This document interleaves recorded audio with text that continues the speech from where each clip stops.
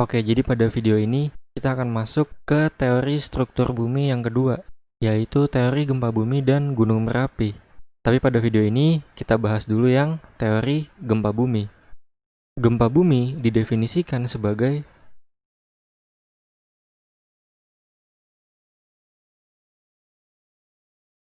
getaran yang terjadi di permukaan bumi akibat pelepasan energi dari bawah permukaan bumi, sehingga menciptakan gelombang seismik. Agar lebih mudah memahami definisi ini, maka saya akan membuat suatu analogi. Jadi analoginya adalah seperti kita mempunyai ranting pohon, kemudian ranting ini kita tekuk ke atas sampai muncul tanda-tanda dia akan mau patah. Kemudian ketika ranting ini patah, maka kita akan merasakan getaran. Nah, getaran inilah yang dinamakan gempa bumi. Jadi itu adalah analoginya. Atau kita bisa menghubungkannya dengan lempengan.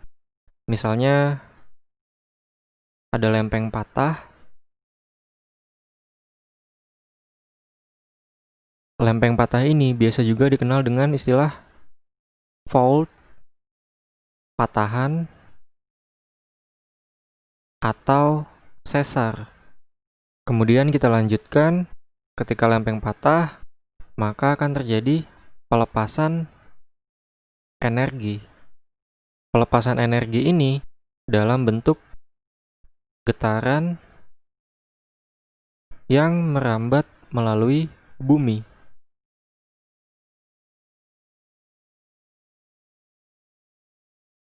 Nah, getaran yang merambat melalui bumi ini kita sebut sebagai gelombang seismik.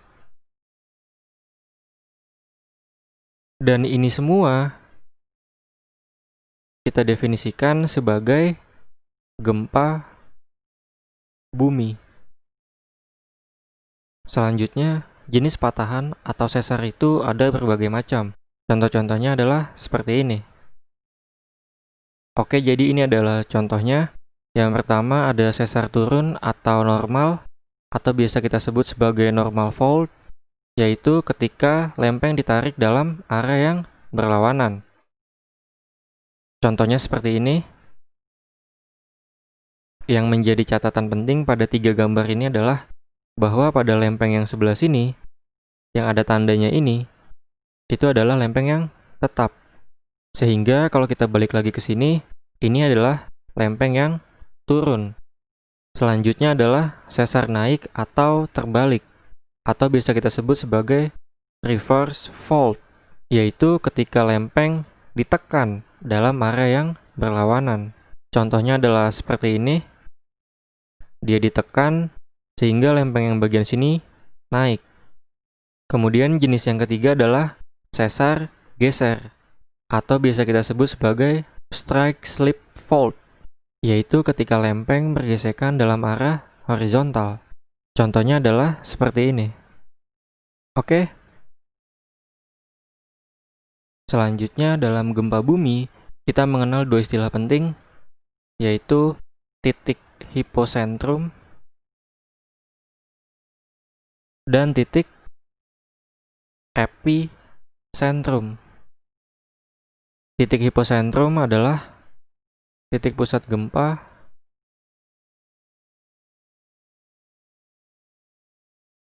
di dalam bumi. Sedangkan titik epicentrum adalah titik pusat gempa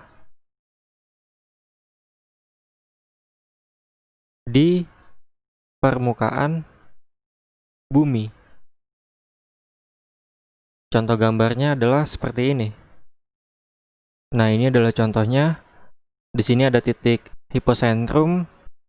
Dia letaknya di dalam bumi, sedangkan yang epicentrum ini letaknya di atas bumi atau di permukaan bumi. Jadi letak titik epicentrum ini tepat di atas titik hiposentrum. Kemudian dalam gempa bumi, kita juga mengenal istilah seismologi atau ilmu mempelajari tentang gempa bumi.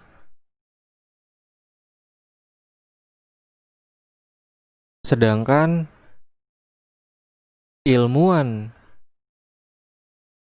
yang mengkaji ilmu ini itu dikenal dengan ahli seismologi.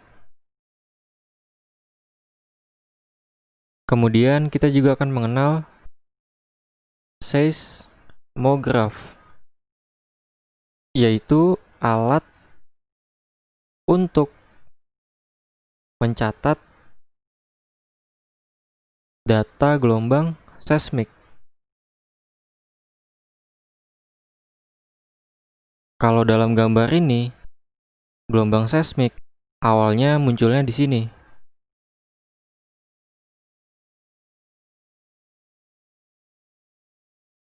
Yaitu pada titik hipocentrum.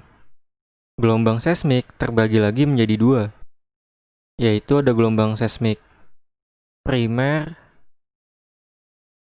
atau bisa dituliskan dengan P-wave. Ini adalah gelombang yang pertama kali terdeteksi.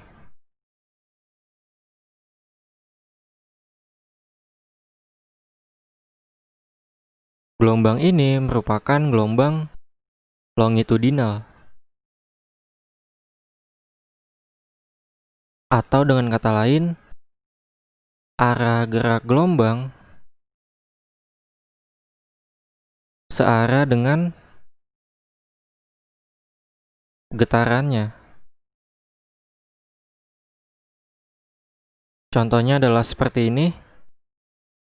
Nah, ini adalah contoh gelombang longitudinal.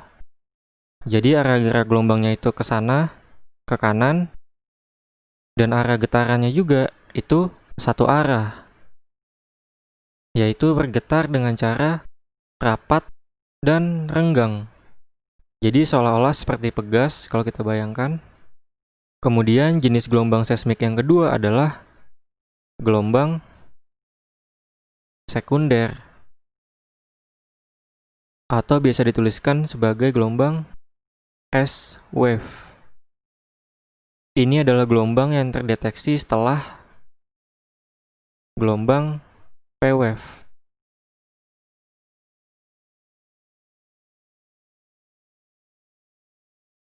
Dan gelombang ini termasuk gelombang jenis transversal,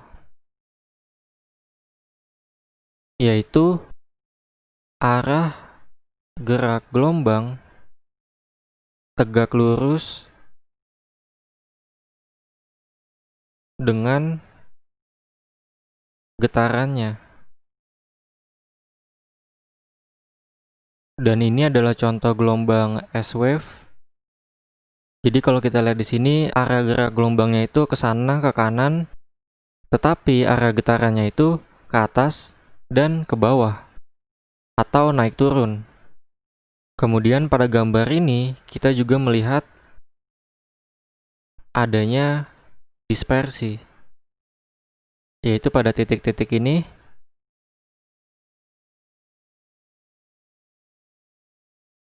Dispersi adalah perubahan bentuk gelombang ketika melewati suatu medium. Jadi kalau kita lihat di sini, pada titik-titik hijau ini, bentuk gelombang mengalami perubahan, yaitu ketika mencapai medium yang berbeda, atau mencapai lapisan-lapisan yang berbeda. Oke,